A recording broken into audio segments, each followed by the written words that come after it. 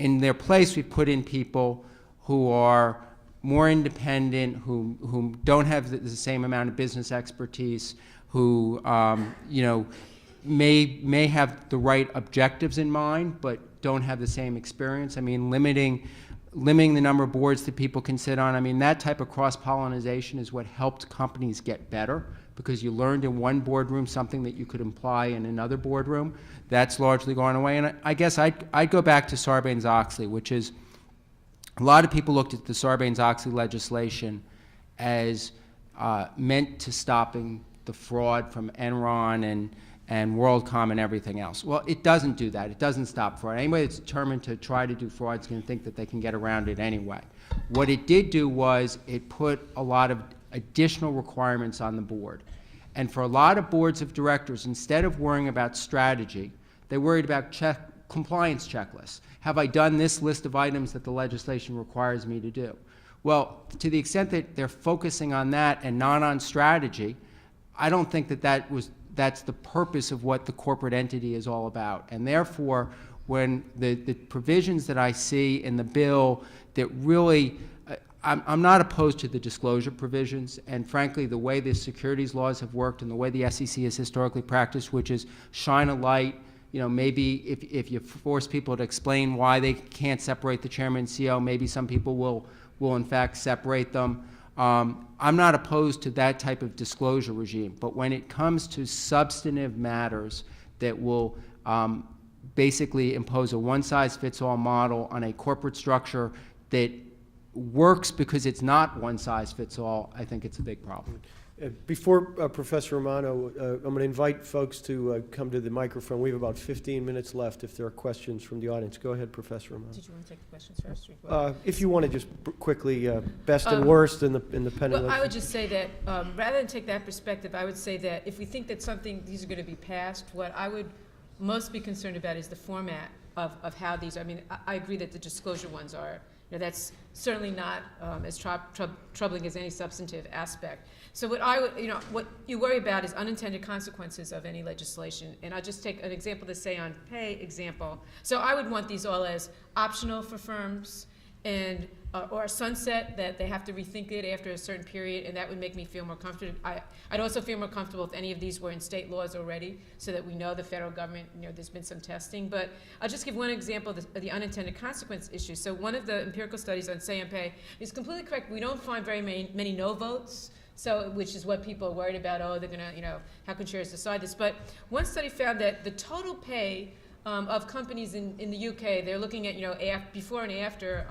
the votes were put in, and they found total pay did not go down, which presumably people advocating this as part of it is that compensation's too much or excessive or whatever. So if shareholders vote, they'll lower it.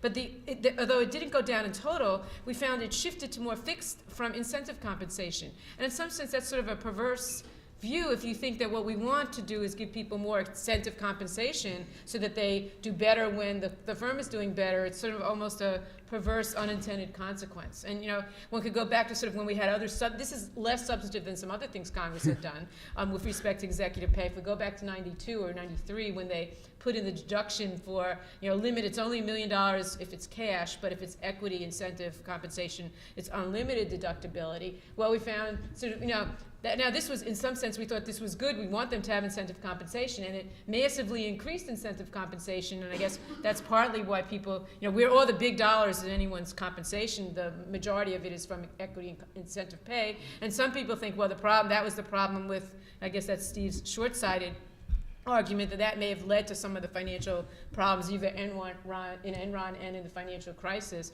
So these are unintended things that Congress, I think it's very hard to sort of substantively regulate pay because these are private contracting, and if you think they were optimal before, if you're going to make one component more expensive than the other, then they're going to have to sort of contract around, and it's going to be even more expensive because they're not getting what they really wanted. And I think that's sort of what one worries about with a lot of these, any substantive aspect about compensation. Great. Policies. Okay, let's move to the questions. And before we start, I want to make a comment, which I hope maybe some of the questions or perhaps after the allotted time we'll get into. It seems to me in this wonderful discussion, there's an elephant in the room that we haven't even mentioned, and that is the American taxpayer.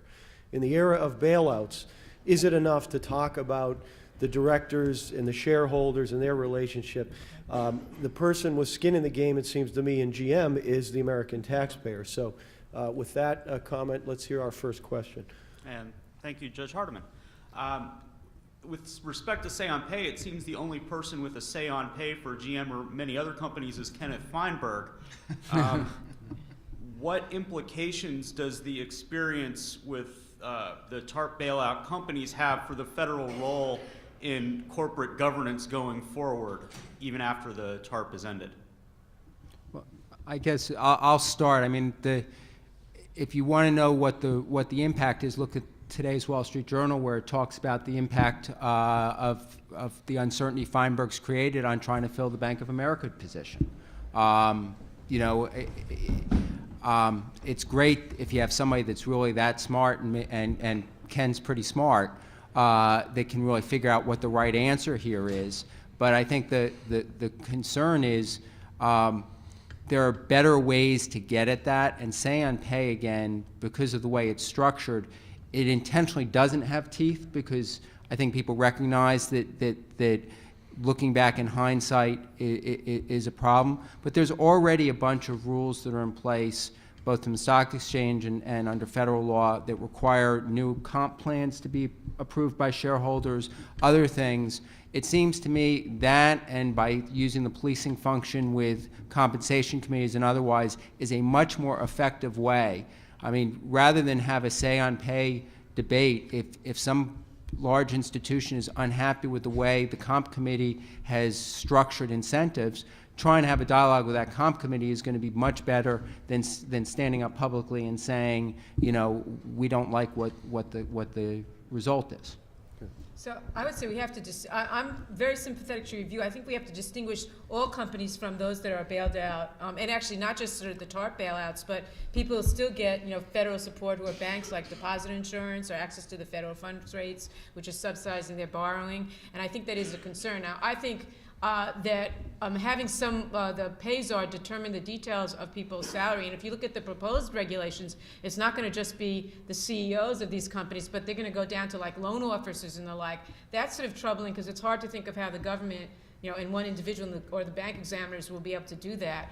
I have a proposal with Sanjay Bhagat, where we argued that for companies, for financial institutions that get government support, that we would argue that what you want in the executive, not just the executives, but like proprietary traders who can have an impact, substantial impact on the firms, that incentive compensation should be long-term, that is restricted, that you can't sell it until after you've left the firm, and actually a few years after you've left the firm. And that's the kind of equity compensation. I wouldn't want to set a limit, which I guess is the biggest thing that Feinberg's been doing, and not just, so I think it's not the level, it's the structure of compensation, and so one might want to do that for financial institutions.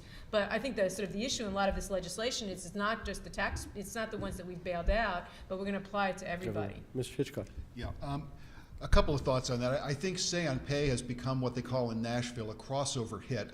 A year or so ago, it was just a subject of interest to governance buffs, and now it's a matter of federal law and the debate on this. So I think it's still an evolutionary process. I think that you will find there's probably not as much interest in the federal government taking an ongoing active role beyond the current companies that is in charge with the pay czar and the like, just because it is so difficult to regulate executive compensation. You try to clamp down in one area, it's like whack-a-mole. You clamp down in one area, it pops up in another. And when you talk with companies, they say, okay, you want us to limit X, you know, the board may therefore give the executive more money for Y. So it's hard to regulate even by shareholders, even by looking at particular elements of it. There is the theory that, of course, the reason why executive compensation is as excessive as it is that the market for corporate control is broken. Company managers perceive they're not likely to be replaced in competition, so they can reward themselves. I'll let others decide if that's the case. But as a practical matter, the say on pay approach is very limited. It is designed to do nothing more than sort of give a snapshot of what investors are thinking at a moment, to sort of tell the board, did you get it kind of right, or are there still some problems? And there will still be discussions among shareholders on individual items. Great. Let's go to our next question. Thank you.